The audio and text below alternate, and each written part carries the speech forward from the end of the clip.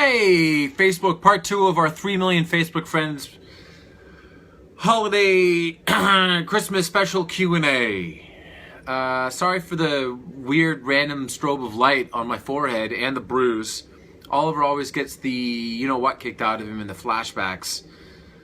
And maybe in the present day too. But this is a flashback thing. And the weather changed in Vancouver, as it does. Here we go, part 2. Not sure how many questions I got through, but I'm going to get through all of them. Mirakuru Slade. This is a Brandon Hanaway wants to know. Mirakuru Slade versus Ra's al Ghul. Who's your money on and why? I feel like that's a variation of asking me who the best looking cast member is and or who I want to see Oliver end up with. I'm not going to entice the fandom by picking one. Plus, that's a really good question, and I just don't totally know. Kelly Smith. Can you tell my husband that he should get me City of Hero tickets for Christmas so I can meet you? He said no, but if the Herald told him he'd have to.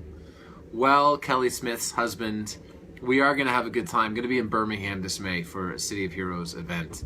Very excited. I have never done an event, a convention outside of North America. It'll be good. It'll be a good time. We're probably doing a Knocking Point event there. That's exciting. Finalizing details. Shouldn't have said anything. Probably happening. Mark Benetine. What TV show that has been canceled would you like to see revived? Dirty Sexy Money, and I'm not just saying that because Greg Berlanti is my boss and it was his show. I liked that show. Parenthood didn't get canceled, but it's done for no reason. Could have just kept going, NBC. And the Newsroom just ended after 3 seasons. We really wouldn't like to see the 9-episode... You know that Aaron Sorkin right now wants to revive the Newsroom just so he can do a 12-episode seasonal arc about the Sony hacks and how everyone covered the emails that were being sent and their salacious nature, as opposed to the fact that a North Korean-fueled, probably, group of hackers stopped us from releasing a movie. A fictional movie, a comedy, because their sense of humor is somewhere between the floor of my trailer and my butthole.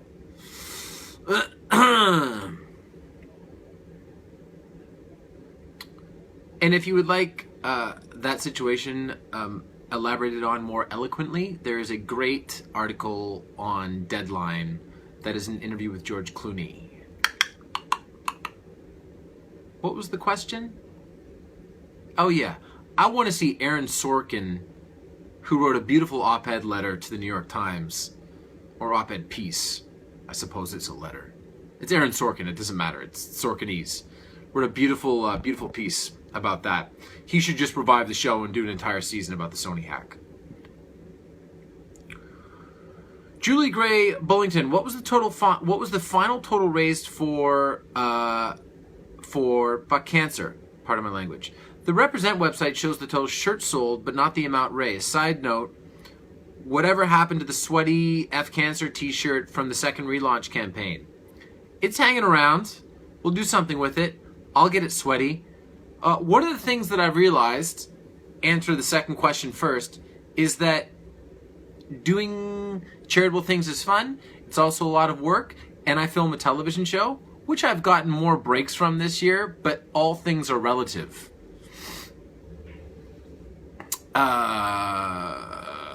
So we will raffle off that shirt at some point, as promised. The total amount raised, in total, was just a little bit under $1.4 million.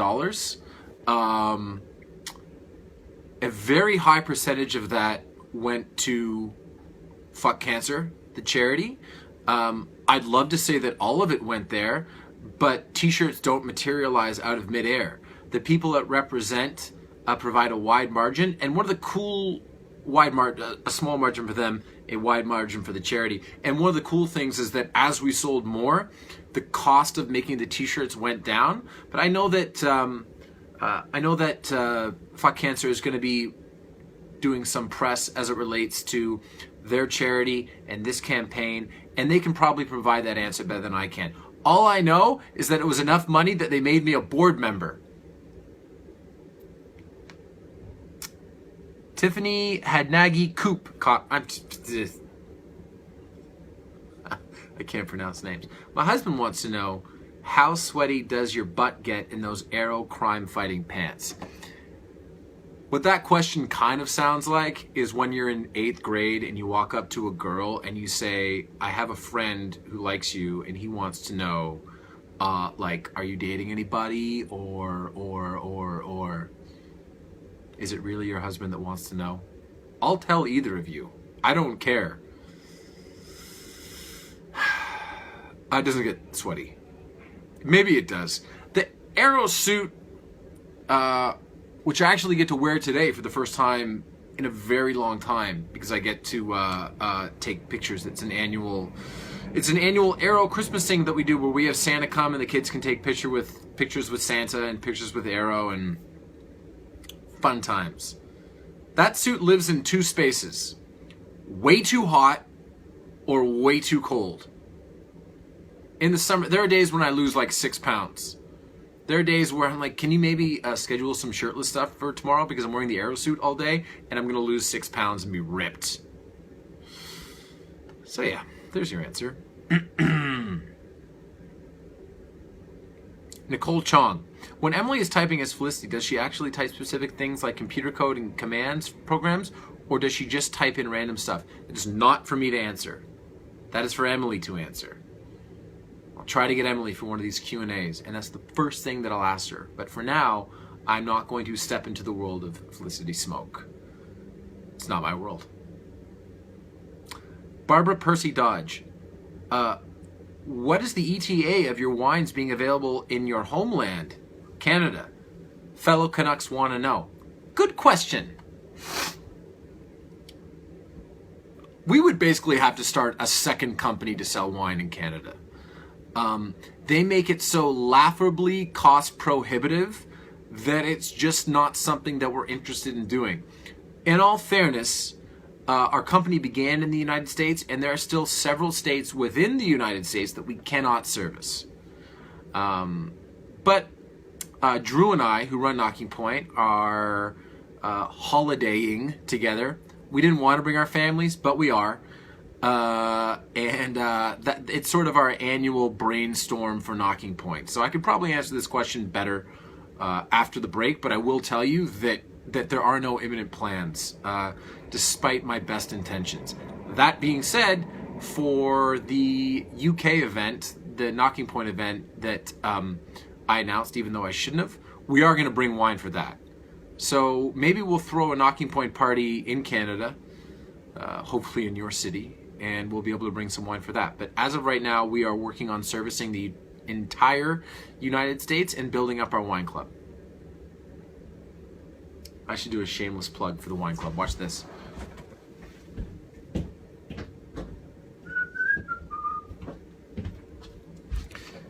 We partnered with DC Comics, and we created a Knocking Point comic, The Great Delivery. Got families in there. This thing is an absolute beauty. And we list, first of all, we deliver wine to actual wine club members, and we list people in the wine club. Pretty cool, pretty cool. We partnered with DC. They were so awesome. Very, very proud of that book. Allison Hatchie, how do you do Arrow's voice? Like when he changes it, do you actually have something that changes it at the moment, or is it pre-recorded? If I'm talking to someone that I know, there's something that we do in post-production. But if it's just pitched down and it's me being angry, that's just me. Which I think is making my voice deeper as we move through the years. I can't be sure, but I think it is. Danielle Hall, have you ever considered doing a Broadway live show, like maybe with Colin Donnell? Broadway, sure. Musical, no. Colin and I sang at the Christmas party.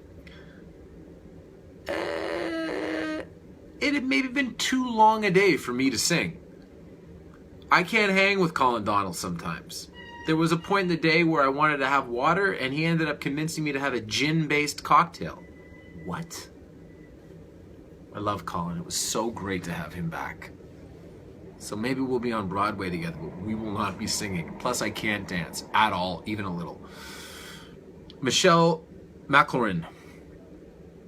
If you only have 8 days or so to it is 8 days to shoot an episode, what happens if you get really sick and can't work for those days?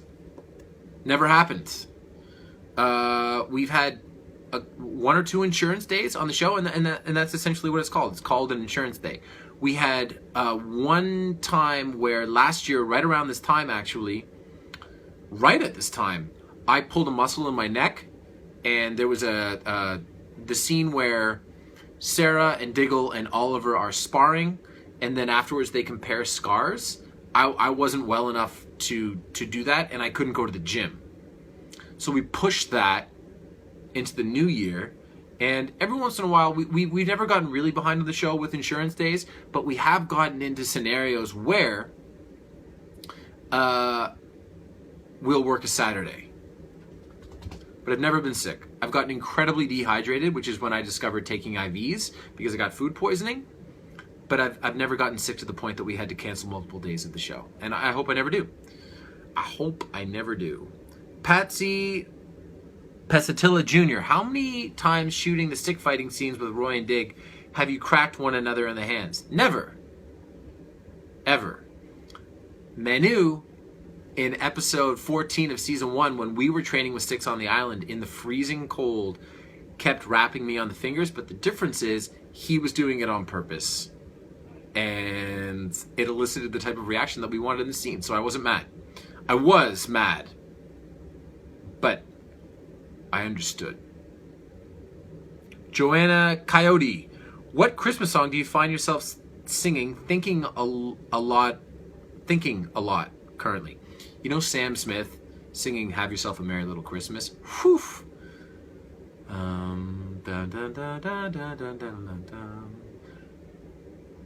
Have Yourself a Merry Little Christmas. It's the best. Plus, I'll Be Home for Christmas by Frank Sinatra. It's a good one. Angela Simpson, are you going to make any New Year's resolutions? No, that's not the time of the year that I do it. I do it like on a random Wednesday in June. Yeah, I'm not a resolution guy. Not that there's anything wrong with that. David Chan, Mr. Stephen Amell, in all 3 seasons, which event do you think is the most influential one for Oliver? Well, probably dying. Ultimately. Brian Doucette, what is your favorite beer? And if they don't have that, what's your second? Prefer draft or bottle? I do prefer draft.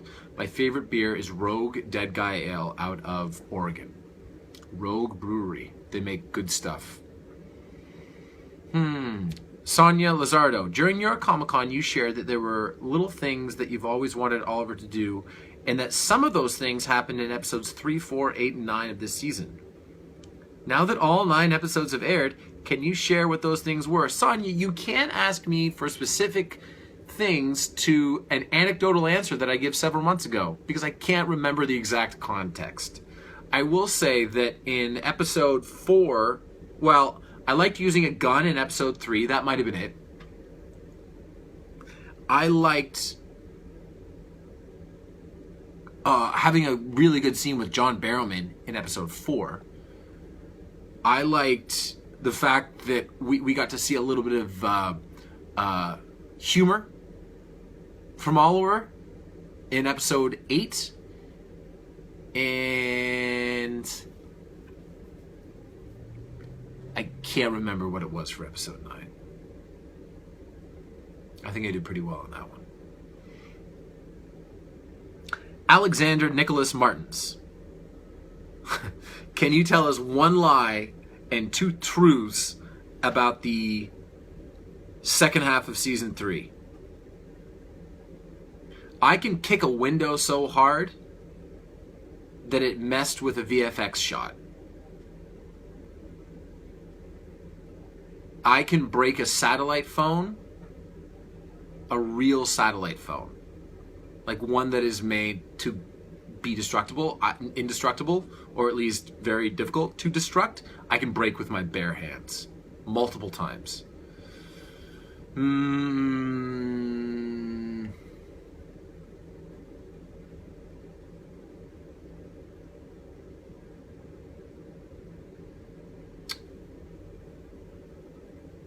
Trying to think of a third thing.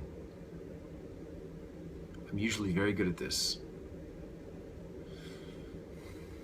Does this mean I'm lying on this one? Or does this mean that this is what I'm trying to decide what I can tell the truth about? Because I warned you guys about questions moving forward. I'm totally stumped. I don't know.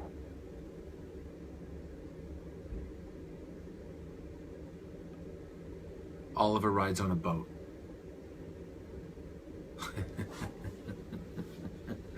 Last one for part 2. Stephen Parker, how excited were you for the boxing glove arrow?